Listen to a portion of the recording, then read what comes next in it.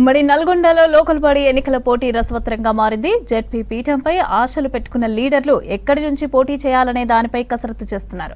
అయితే అధినేతల ఆశీస్సులు ఎవరికి దక్కుతాయనే చర్చ జరుగుతోంది. ఇక నల్గొండ జెడ్పీ పీఠం తొలిసారి ఓ ఎస్టీ మహిళను వరించనుంది. ఇక సూర్యాపేట సీటు బీసీలకు రిజర్వ్ కావడంతో ఆ వర్గం నేతలు చర్చల్లో బిజీ అయ్యారు.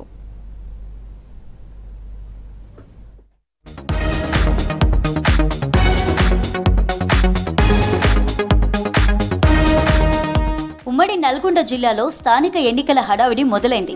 జిల్లాలోని సూర్యాపేట, నల్గొండ జెడ్పీ చైర్మన్ స్థానాలు ఎవరికి దక్కనున్నాయనేది హాట్ టాపిక్ గా మారింది. జిల్లాల విభజన జరిగిన తర్వాత తొలిసారిగా సూర్యాపేట జెడ్పీ స్థానం బీసీలకు రిజర్వ్ కాగా, నల్గొండ జిల్లాలో మొదటిసారి ఎస్టీ మహిళలకు చైర్మన్ అయ్యే ఛాన్స్ దక్కింది. బీసీల రిజర్వేషన్ 42% పెంపు వల్ల వారికి కలిసొచ్చింది. దీంతో తొలిసారి ఉమ్మడి జిల్లాలో జనరల్ అభ్యర్థులు చైర్మన్ అయ్యే అవకాశాన్ని కోల్పోయారు. బీసీలకు వచ్చిన అదృష్టం ఎవరిని వర్తిస్తుందో చెప్పలేకపోయినప్పటికీ గతంలో సమీకరణాలను పరిశీలిస్తే 6 నియోజకవర్గాలపైన అందరి దృష్టి నెలకొంది. నాగార్జునసాగర్, దేవరకొండ, సూర్యాపేట, కోదాడ, భువనగిరి, మునుగోడు నియోజకవర్గాల్లో గెలిచిన అభ్యర్థులకే జెడ్పీ చైర్మన్ అయ్యే అవకాశాలైతే కనిపిస్తున్నాయి.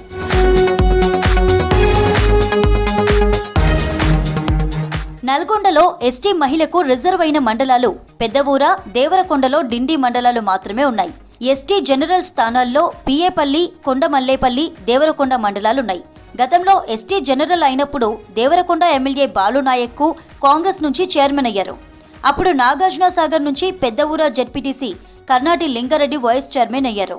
నాగార్జునసాగర్ నుంచి జిల్లా, రాష్ట్ర స్థాయిలో ఎస్టీలకు ప్రాతినిధ్యం లేదు. ఇటీవల ఎన్నికైన ఎమ్మెల్సీ శంకర్ నాయక్ ది మిర్యాలగూడ పరిధిలోని దామరచర్ల మండలం. పైగా నాగార్జునసాగర్ జానారెడ్డి సొంత నియోజకవర్గం, ఎస్టీలు అత్యధికంగా ఉన్న ప్రాంతం.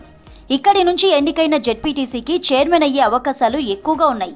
ఎస్టీలు అత్యధికంగా ఉన్న తిరుమలగిరి సాగర్ మండలం కూడా జనరల్ అయింది. ఇక్కడి నుంచి ఎస్టీ మహిళ పోటీ చేసే అవకాశం ఉంది. రాజకీయ సమీకరణాలు కుదిరితే చైర్మన్ పీఠం వాళ్లదే అవుతుంది.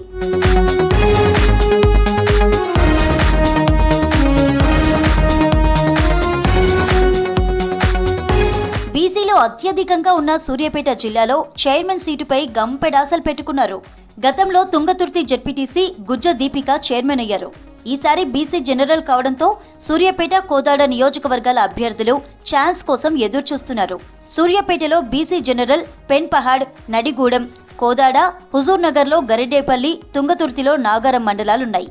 మంత్రి ఉత్తమ్ కుమార్ రెడ్డి హుజూర్ నగర్ నుంచి, ఆయన భార్య పద్మావతి కోదాడ నుంచి ఎమ్మెల్యేగా ఉన్నందున సూర్యాపేట బీసీలకు చైర్మన్ అవకాశం కల్పిస్తే జిల్లా కేంద్రానికి 2వ కేబినెట్ హోదా ఇచ్చినట్టుంటుందని అభిప్రాయాలు వ్యక్తమవుతున్నాయి.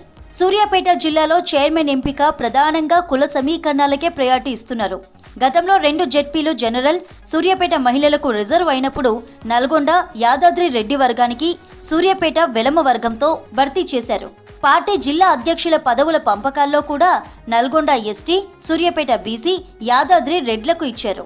ఇదే విధానం ఈ ఎన్నికల్లోనూ కొనసాగించక తప్పదని సీనియర్లు అంటున్నారు.